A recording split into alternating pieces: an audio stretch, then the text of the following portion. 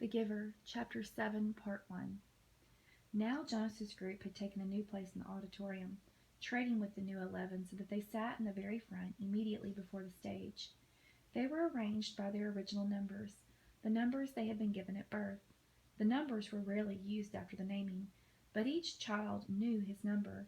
Of course, sometimes parents used them in irritation at a child's misbehavior, indicating that mischief made one unworthy of a name. Jonas always chuckled when he heard a parent, exasperated, call sharply to a whining toddler, "That's enough, 23."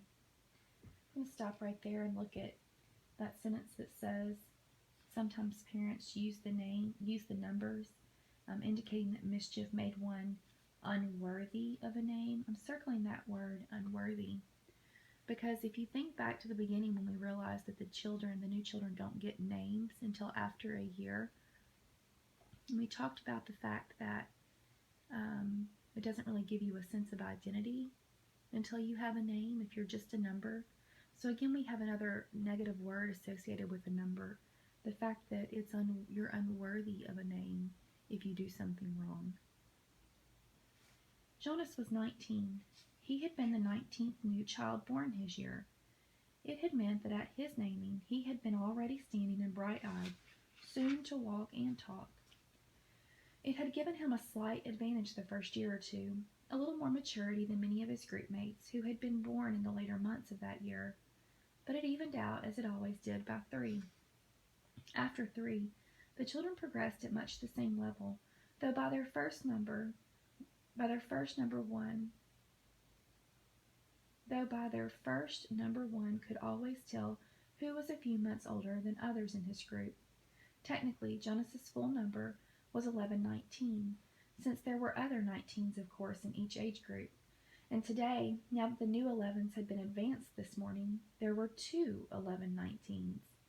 At the midday break, he had exchanged smiles with the new one, a shy female named Harriet.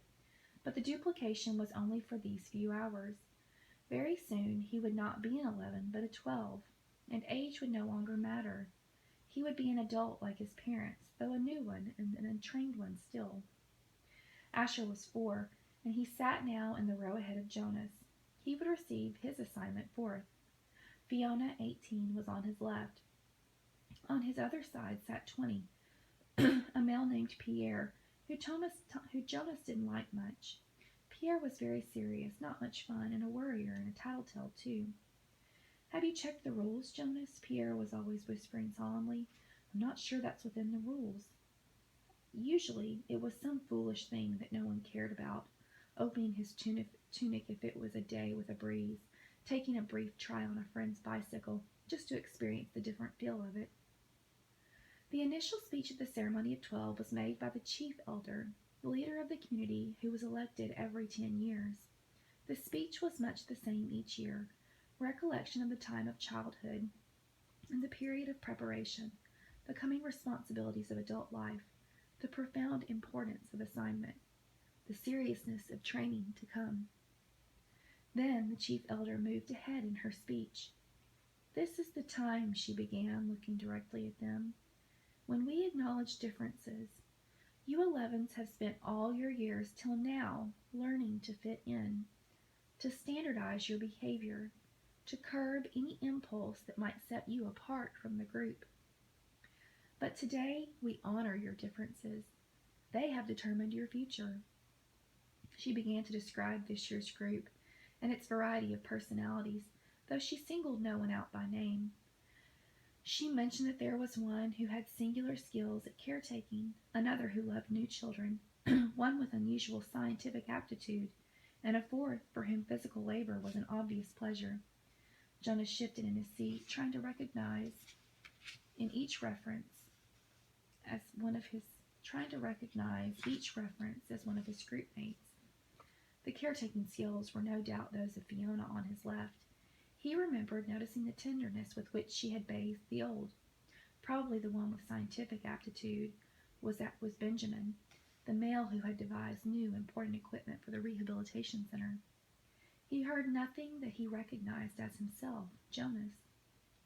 Finally, the chief elder paid tribute to the hard work of her committee, which had performed the observations so meticulously all year.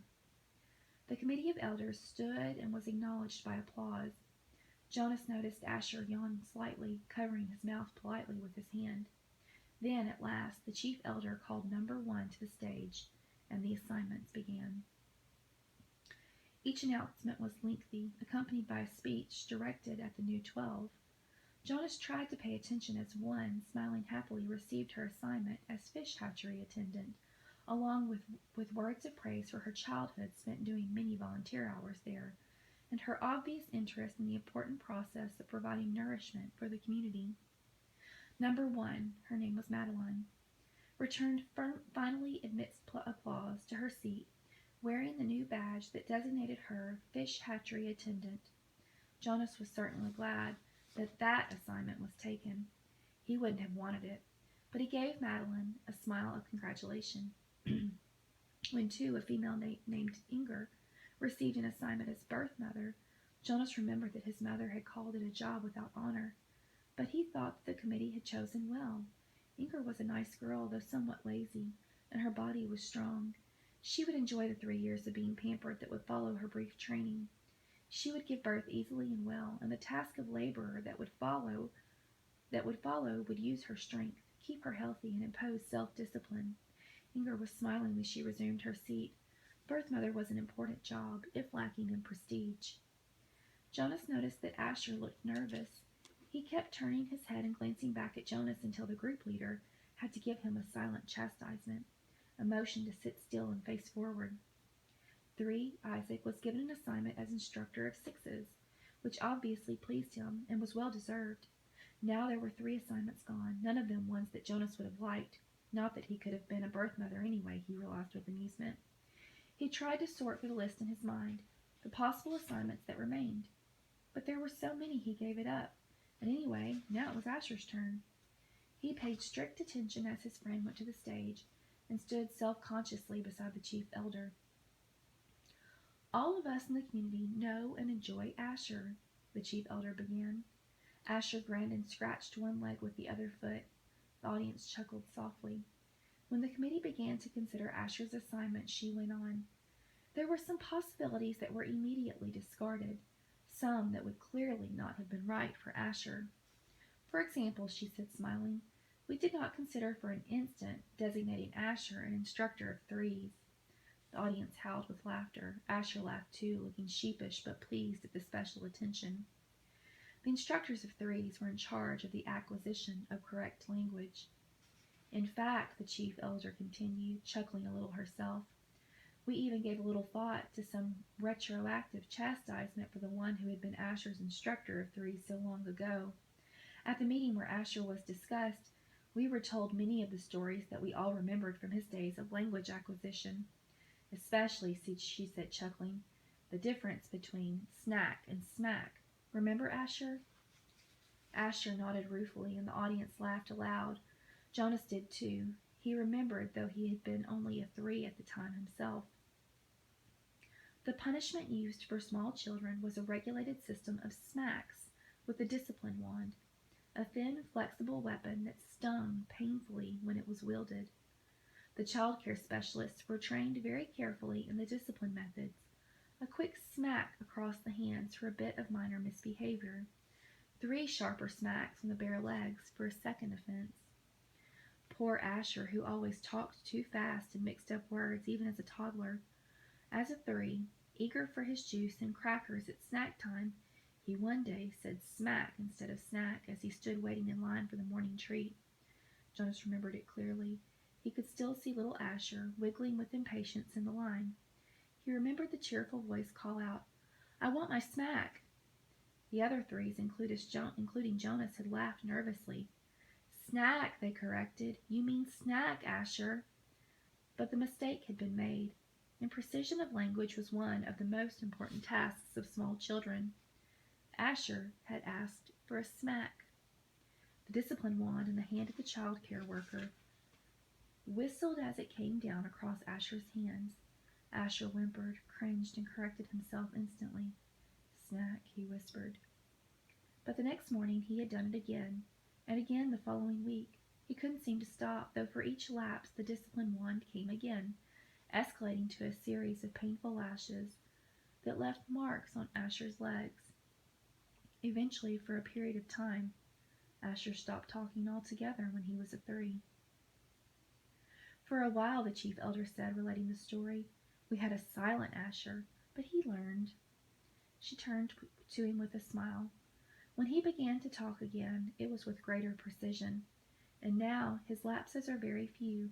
His corrections and apologies are very prompt, and his good humor is unfailing.